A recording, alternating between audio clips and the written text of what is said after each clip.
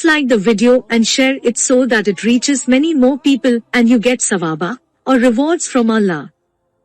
This could be a sawabe jariyah or continuous reward for you long after you are gone. Supporting Family, Volume 7, Book 64, number 263285.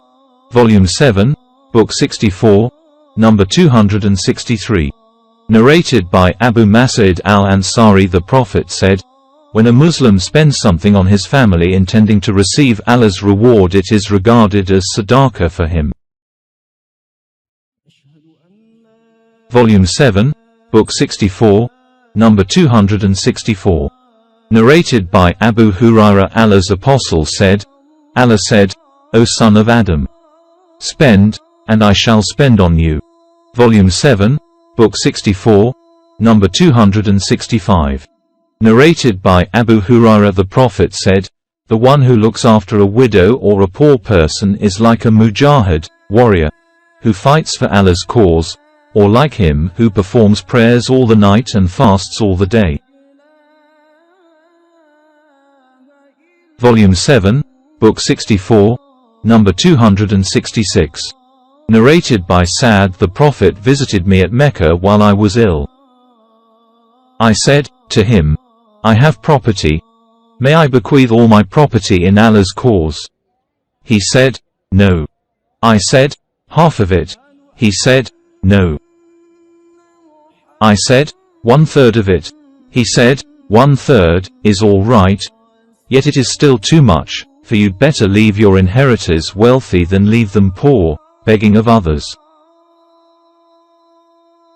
Whatever you spend will be considered a sadaqah for you, even the mouthful of food you put in the mouth of your wife. Anyhow, Allah may let you recover, so that some people may benefit by you and others be harmed by you.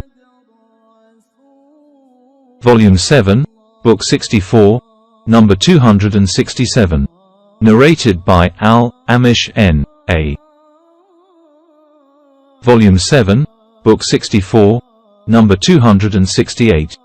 Narrated by Abu Hurairah. The Prophet said, the best alms is that which is given when one is rich, and a giving hand is better than a taking one, and you should start first to support your dependents. A wife says, you should either provide me with food or divorce me. A slave says, give me food and enjoy my service. A son says, give me food. To whom do you leave me?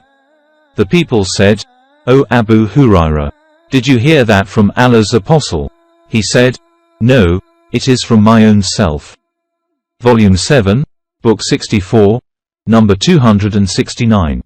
Narrated by Abu Hurairah. Allah's Apostle said, the best alms is that which you give when you are rich, and you should start first to support your dependents. Volume 7, Book 64, number 270. Narrated by Umar. The Prophet used to sell the dates of the garden of Bani and Nadir and store for his family so much food as would cover their needs for a whole year. Volume 7, Book 64, number 271. Narrated by Malik bin Aus bin al-Hadith. Once I set out to visit Umar bin al-Khattab. While I was sitting there with him, his gatekeeper, Yafar, came and said, Uthman Abdurrahman bin Auf, Az Zubair and Sa'd bin Abi Waqqas are seeking permission to meet you. Umar said, yes. So he admitted them and they entered, greeted, and sat down.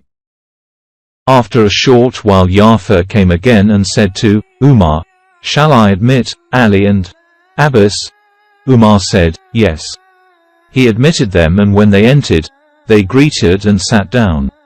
Abbas said, O chief of the believers, judge between me and this, Ali. The group, Uthman and his companions said, O chief of the believers, judge between them and relieve one from the other. Umar said, wait, I beseech you by Allah, by whose permission both the heaven and the earth stand fast. Do you know that Allah's apostles said, we, apostles, do not bequeath anything to our heirs, but whatever we leave is to be given in charity.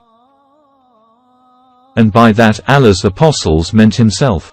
The group said, he did say so. Umar then turned towards all and Abbas and said, I beseech you both by Allah, do you know that Allah's apostle said that? They said, yes. Umar said, now, let me talk to you about this matter. Allah favored his apostle with something of this property, war booty, which he did not give to anybody else. And Allah said, and what Allah has bestowed on his apostle, as fie booty, from them for which you made no expedition with either cavalry or camelry. Allah is able to do all things. 59.6. So this property was especially granted to Allah's apostle. But by Allah he neither withheld it from you, nor did he keep it for himself and deprive you of it, but he gave it all to you and distributed it among you till only this remained out of it. And out of this property Allah's apostle used to provide his family with their yearly needs, and whatever remained, he would spend where Allah's property, the revenues of zakat, used to be spent. Allah's apostle kept on acting like this throughout his lifetime. Now I beseech you by Allah, do you know that? They said, yes. Then, Umar said to Ali and Abbas, I beseech you by Allah, do you both know that? They said, yes. Umar added, when Allah had taken his apostle unto him, Abu Bakr said, I am the successor of Allah's apostle. So he took charge of that property and did with it the same what Allah's apostle used to do, and both of you knew all about it then. Then, Umar turned towards Ali and Abbas and said, you both claim that Abu Bakr was so and so. But Allah knows that he was honest, sincere, pious and right, in that matter. Then Allah caused Abu Bakr to die, and I said, I am the successor of Allah's apostle and Abu Bakr. So I kept this property in my possession for the first 2 years of my rule, and I used to do the same with it as Allah's apostle and Abu Bakr used to do. Later both of you, Ali and Abbas, came to me with the same claim and the same problem. O Abbas, you came to me demanding your share from the inheritance of the son of your brother, and he, Ali, came to me demanding his wife's share from the inheritance of her father. So I said to you, if you wish I will hand over this property to you, on condition that you both promise me before Allah that you will manage it in the same way as Allah's apostle and Abu Bakr did,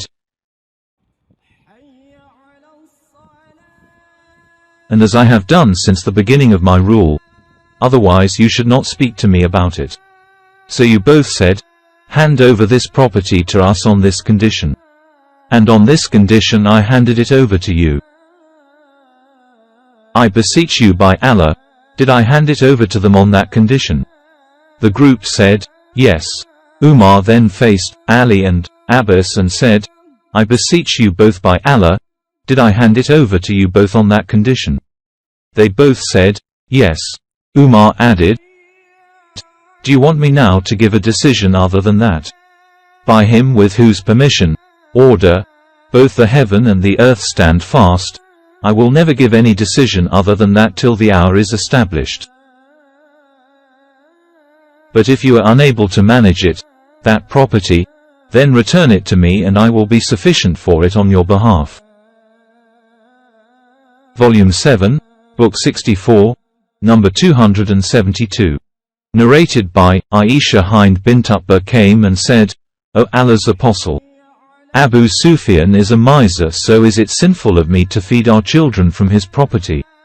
Allah's Apostle said, no, except if you take for your needs what is just and reasonable. Volume 7, Book 64, Number 273. Narrated by Abu Hurairah the Prophet said, If the wife gives of her husband's property, something in charity, without his permission, he will get half the reward.